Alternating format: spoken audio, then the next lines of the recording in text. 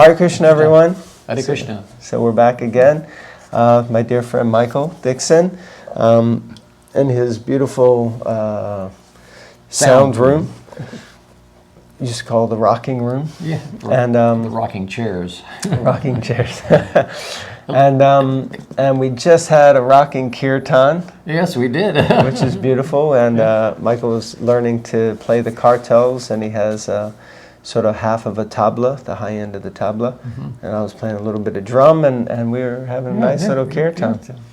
So now we're going to read some Bhagavatam, because this is how we fill our days with Krishna consciousness and Krishna conscious activities. So we'll pick up from where we left off yesterday, but we'll start with the invocation.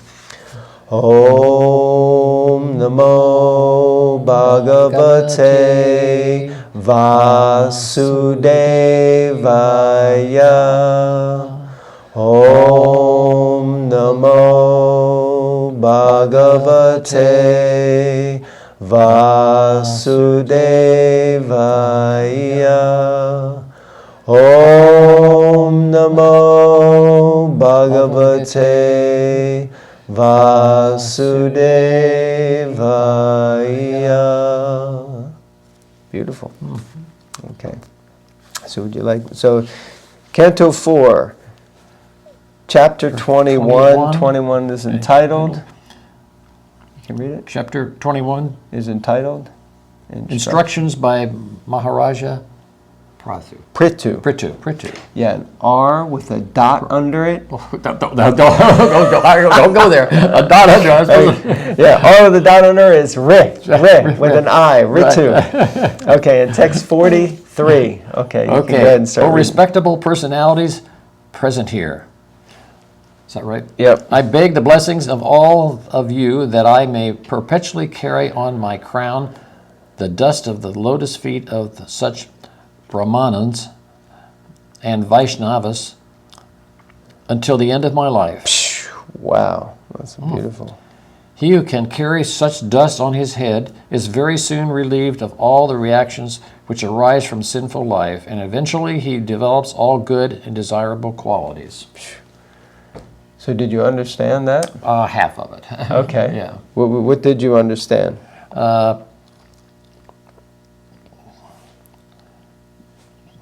Just a second.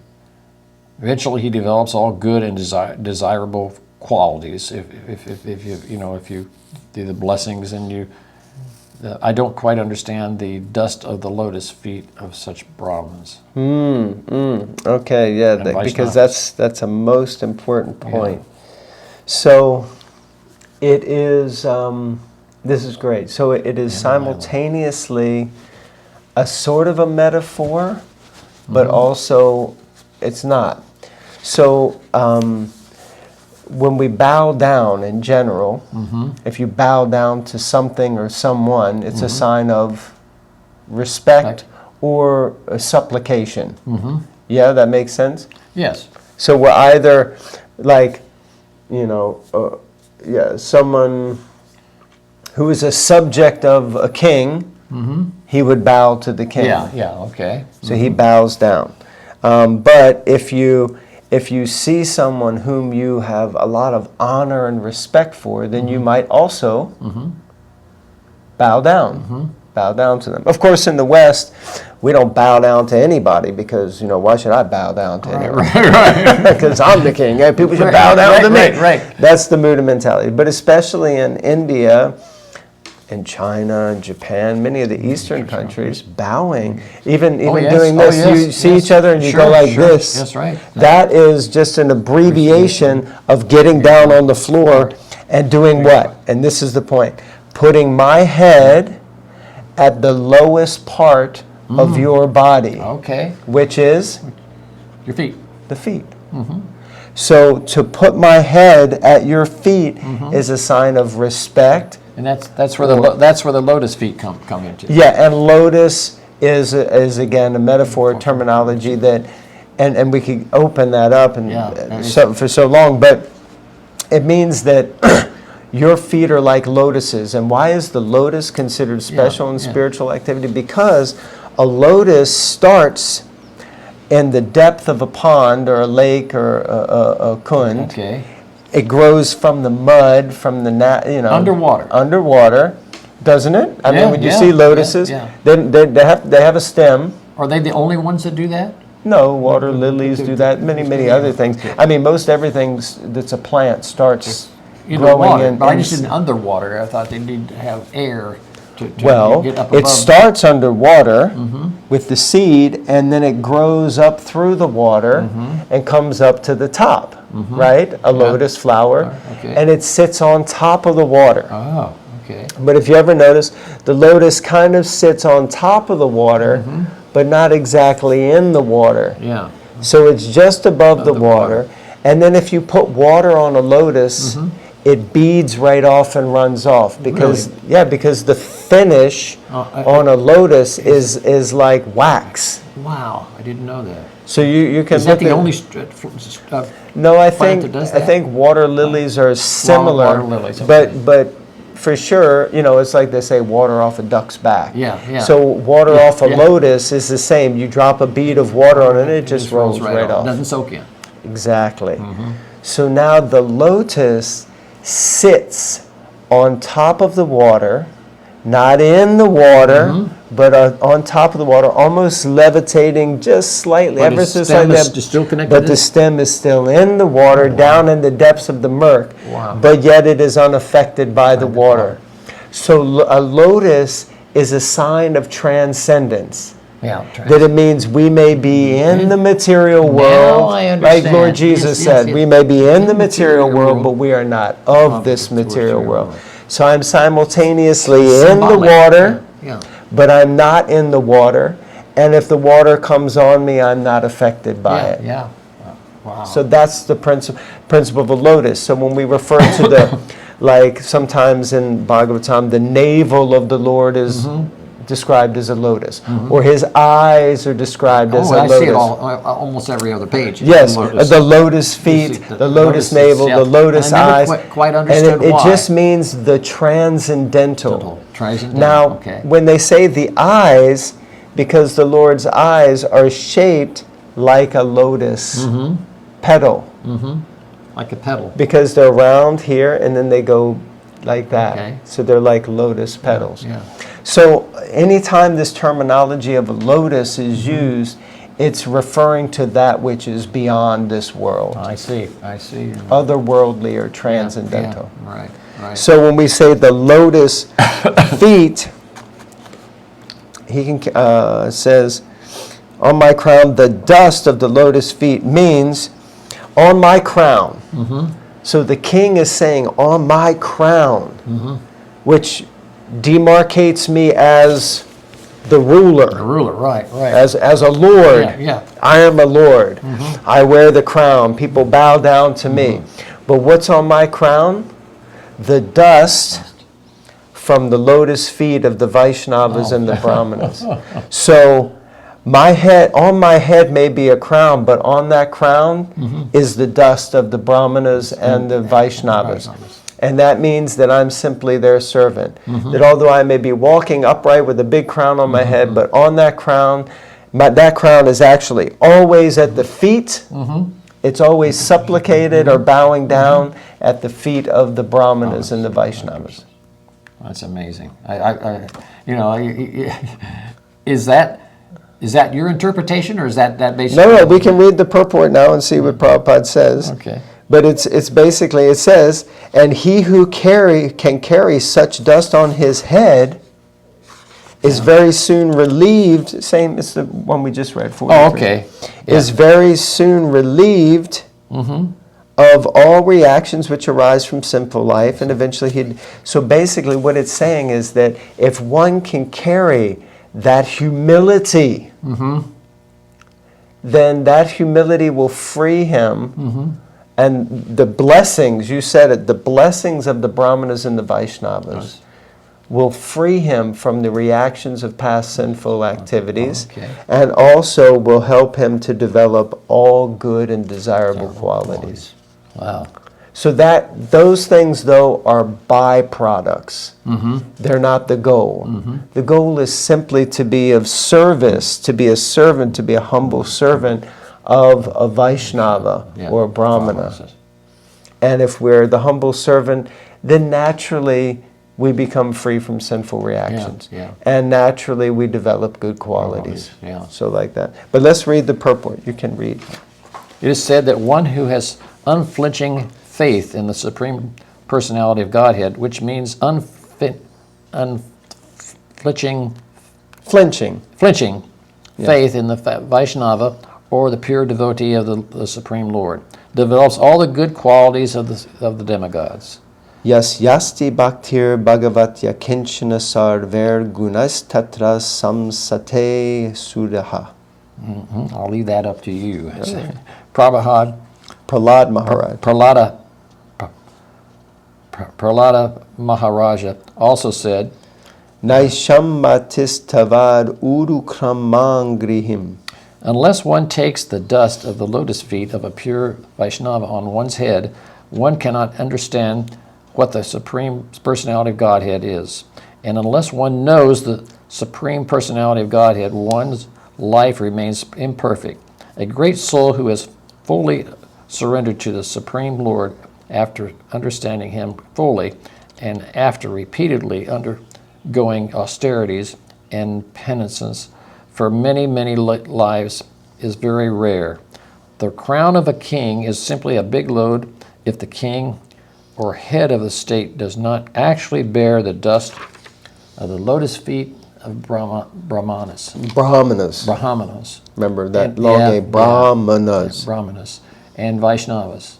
In other words, it is a liberal king like... No, in other words, if a liberal king like Prithu Maharaja does not follow the instructions of Brahmanas and Vaishnavas, or does not follow the Brahminical culture, he is simply a burden on the state, for he cannot benefit the citizens. Maharaja Prithu is a perfect example of an ideal chief executive. There's a lot in there. And the main thing that Srila Prabhupada stressed on was having unflinching faith. And you know what unflinching faith would mean? Yes, and unflinching means it's constant. Yes. A flinch is like... So if something happens, we flinch. But it's like, even that happens and I'm not fazed. My faith is fixed in God and Krishna and God and the Lord. And also I have to have the same faith in the Vaishnavas and the pure devotee. So that's a lot. Because having faith in God is one thing, although, you know, I just spoke to one of the neighbors who has a relative who lives in Asheville. They just got hit by that big flood and completely wiped out.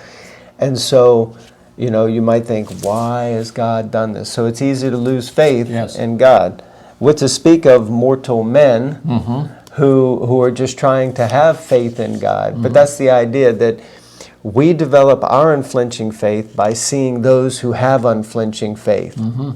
And then even when the storms come, the floods come, the fires come, the tornadoes come, the hurricanes, crazy people come, the crazy bugs and animals come, whatever comes, they just have faith in God. And then we see, oh my goodness, you know, wow, such faith. And despite whatever is going on, they're just fixed. No, this must be what Krishna wants. This must be what the Lord desires. So if we have that, then all the good qualities can develop. Then Prahlad Maharaj says that unless one takes the dasa lotus feet of a pure Vaishnava on his head, he can't actually understand the Supreme Personality of Godhead. So unless we place ourselves in a humble position of service to a devotee, to a Vaishnava, and that's what a devotee is, a Vaishnava, then one can't understand Krishna. But the last part also is really important, especially in the modern day, which is so discouraging when you see people who are running for president. I saw on the news last night that even currently the mayor of New York, they're trying to, he's having to go to court. Yeah. And then I see commercials for people who are running for Senate saying, I never took any money, and then there's some accusations, no, they took this, they did that, they did that. Yeah. And, you know, what to speak of, the presidents who's running and the current president, you know, all these people are like in charge of everyone, and you wonder, what is their actual qualification? Yeah, right. I mean, how did they wind up there? Whereas here it says that Prithu Maharaj is the perfect example because his mood is he's dedicated to the service of God and he's dedicated to the service of the godly. In fact, he hears instructions and gets guidance from them. So like that. But anyway, any thoughts? No, I take a while to absorb all this. Yeah, it's a lot. It's a lot. Yeah. Okay. Anything coming to mind at all? No? Well, instruction. Simply as a privilege. There is another that I just read, and I think it was in the Evolve. This is such a good book, and it complements basically what you just said as far as the leaders of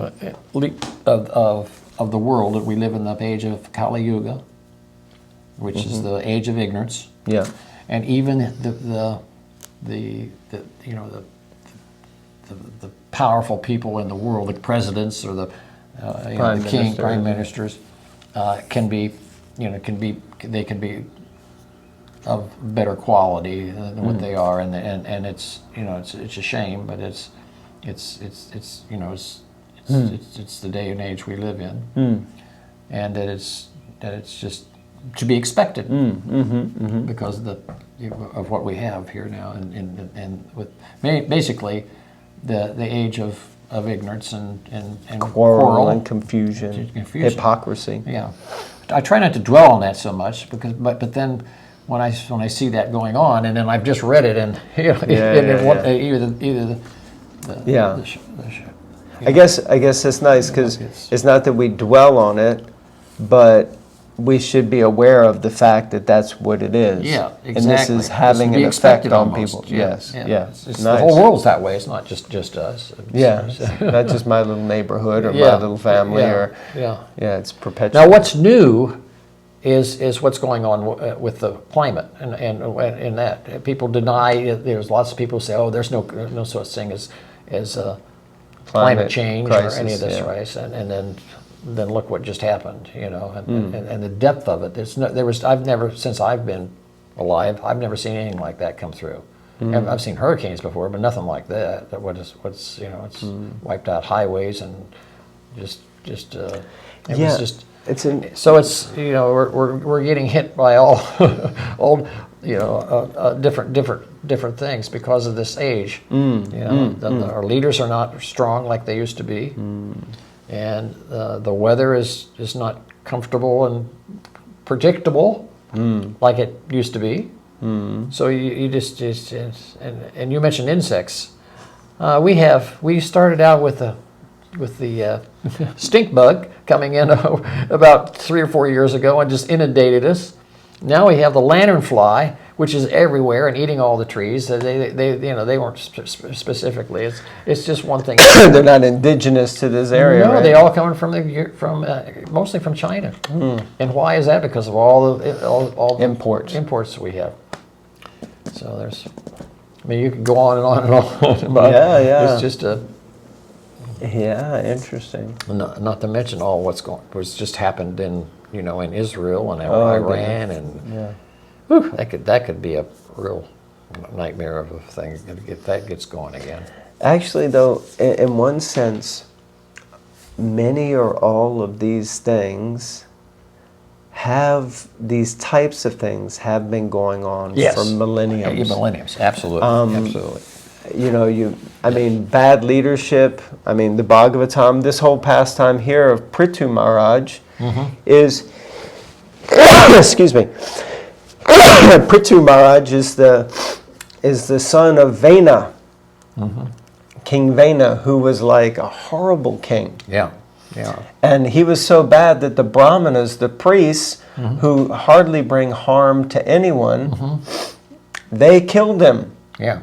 Because he was just such a rotten person, and no one was... They killed the king. Yeah. Yeah. And then they churned his bones, Yeah. and from his bones came Prithu. Prithu, okay. Which is a whole nother conversation, which is also like, in modern day they do things where they take a cell out of something, Yes, yeah. and then they create it somewhere else, and they think they've done something magic, but it's already mentioned here in the Bhagavatam that you can do right. that. It's just, You can take something From from something. some living, it still has to be living, so the cells. yeah.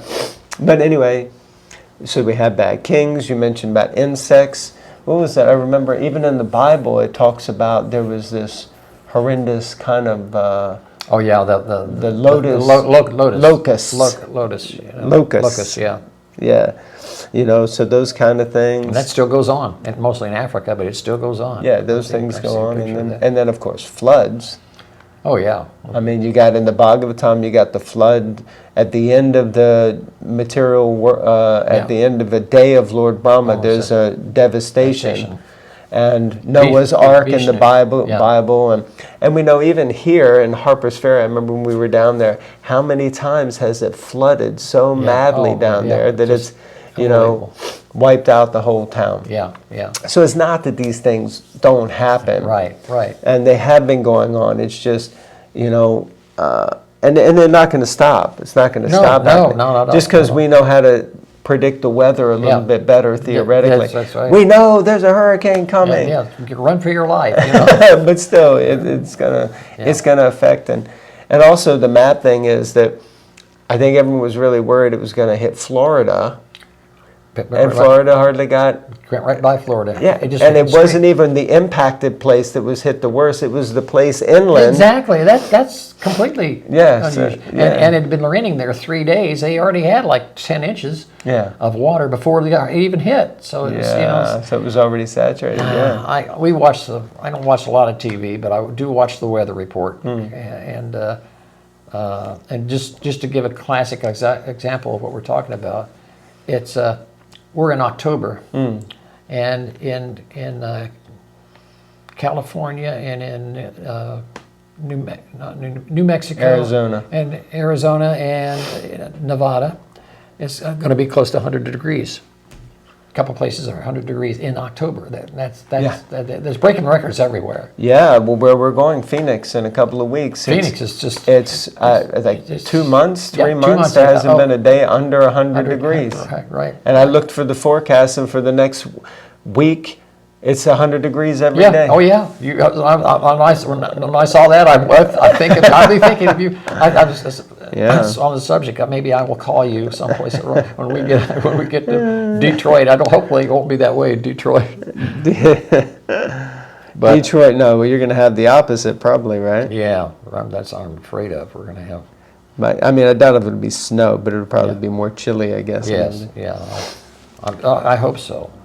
But it's just wow. It's just every day. The weather is, I think, more violent. I mean, right now there's a big heat wave in the whole United States. It just shows how they have the different colors of and the red is the hottest.